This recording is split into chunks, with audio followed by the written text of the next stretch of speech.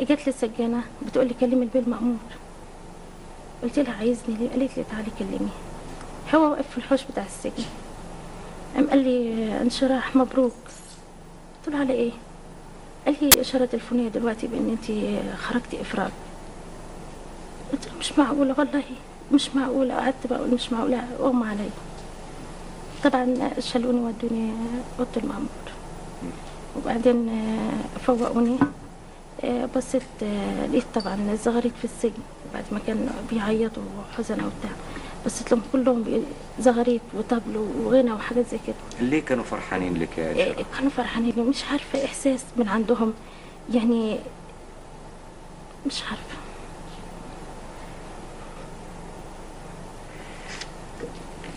طب مدام انشراح، بعديها بقد ايه خرجتي؟ على مهلك.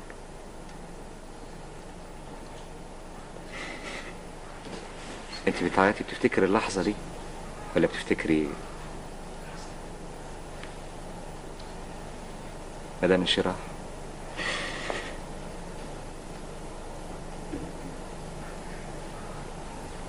تعبانة؟ أول ما خرجتي بقى شفتي الأولاد على طول؟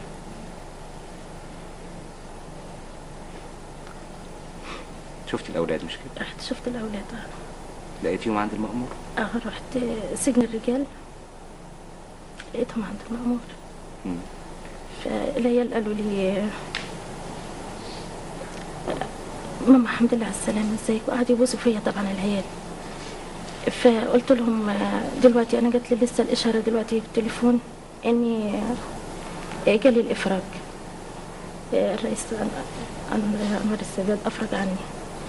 فالعيال اتبسطوا طبعا قوي قوي، اتبسطوا قوي. فيا ماما احنا رجاله، احنا معاكي، احنا مش ممكن ابدا يعني هنعمل حاجه وحشه ابدا ابدا، هنفضل كويسين واحنا كويس اللي انت جبتينا رجاله، هنبقى معاكي وهنقف معاكي وده بتاع ربنا وكده. فالعيال قعدوا يصبروني. رجعت تاني السجن، سبتهم قعدت معاهم نص ساعه ورجعت تاني السجن. اقول طب انا خارجه بيوروني ولادي ليه؟ يبقى ده في حاجه يعني. ما كنتيش مصدقه؟ ما كنتش مصدقه. انا وروني ولادي ليه؟ يبقى في حاجه. وبعدين جه المأمور تاني نده لي قال لي انشراح صدقيني اني انت خارجه افراج. قلت له وحياة ابنك يا سعاده البيه صحيح؟ قال لي والله. خرجتي بعديها بقد ايه يا انشراح؟ خرجت بعديها استنى عبال ما الحرس جه بتاع نص ساعه حوالي نص ساعه. في نفس اليوم؟ في نفس اليوم. اول حاجه عملتيها لما خرجتي عملتي ايه؟ انا اول ما خرجت طبعا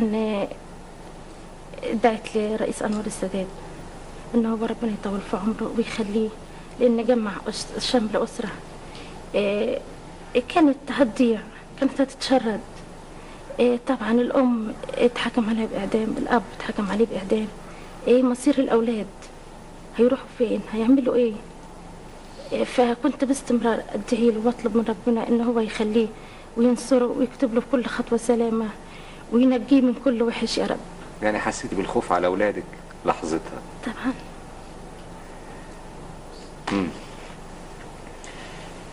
نصيحتك ايه يا مدام انشراح للي بيصدق، اللي بيوهموهم انهم ممكن يفلتوا من المخابرات العامة عندنا ويفلتوا من عقاب ربنا ويفلتوا من عقاب الناس الطيبة اللي في مصر اللي هي بتفتح قلوبها لأي حد؟ نصيحتك ايه للي ممكن يقع عميل وقدامه الإغراءات الكثيرة من سفر ومن فلوس ومن مال ومن بعد ما كنت على حافة الإعدام؟ أنا نصيحتي لكل واحد أو كل ست تمشي في الطريق ده، الطريق ده غلط. إسرائيل عمرها ما كانت صادقة أبدا في كلامها، يعني إحنا أول الناس كانت بتحشمنا في حاجات كتير أوي أوي أوي. لو انتوا وقعتوا، لو انتوا مش ممكن أبدا هتتمسكوا، مش ممكن، ده أوهام. المخابرات المصرية ما بتفهمش أي حاجة عننا. كانوا بيوهمونا كتير قوي قوي.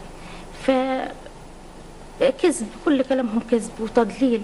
طب ولما قبضت عليك المخابرات العامة كانوا فين؟ ولا دلوقتي يعرفش. الافراج بعد الالتماس عنك يقولوا ان هم اظن اكتشفتي طبعا يعني لا نفسك، لا مريتي طبعا بالتجربة. لا، ده كذب في كذب، عايشين في اوهام وفي كذب وفي خداع يعني.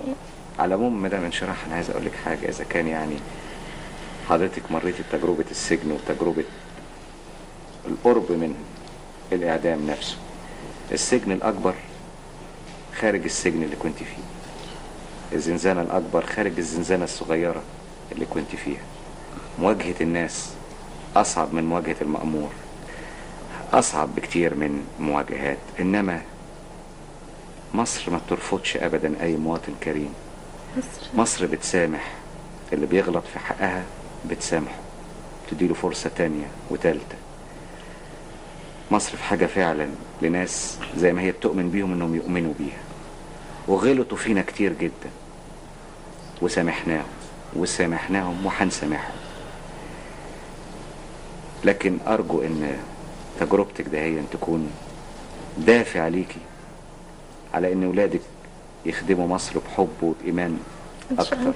واكتر ان واكتر، شاء الله.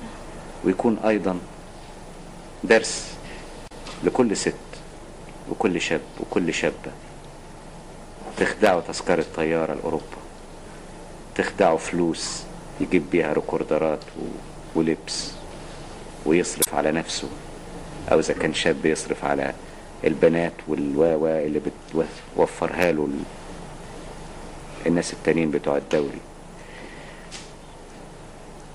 النتيجة ايه؟ الحمد لله على السلامة يا مدام دينا، وممكن تبقى الحمد لله على السلامة يا مدام جينا، وممكن تبقى الحمد لله على السلامة يا مدام روزا، وممكن تبقى الحمد لله على السلامة يا كرياكو، يا يني، يا جوني، يا بيير، يا اي اسم من الاسماء اللي بيختاروها هم، وبتنتهي الحمد لله على السلامة يا ست دينا. وزي ما قلت لكم، مخابراتنا العامة كسبت الدوري وهنكسب الدوري، عشان ورا مخابراتنا العامة احنا الناس، احنا اللي بنشكل مخابراتنا العامة، احنا اللي سهرانين على صالح مصر. ودايما هنقول لكل واحد ما تعمليهاش تاني يا مدام دينا. اعملها تاني؟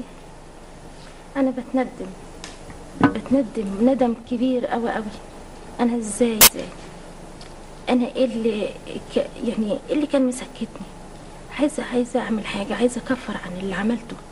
مش يعني بندم ندم كبير قوي قوي قوي، ولا لحظه بتفوت من حياتي اللي ما بندم عليها اللي حصل مني. فرصة الإيمان بقى اللي جاتلك دهيا، أرجو إنك توجهيها لولادك ان شاء الله، وتبتدي صفحة جديدة. ان شاء الله. وإحنا بصدر رحب بنقول لك برضو الحمد لله على السلامة يا ست انشراح. بس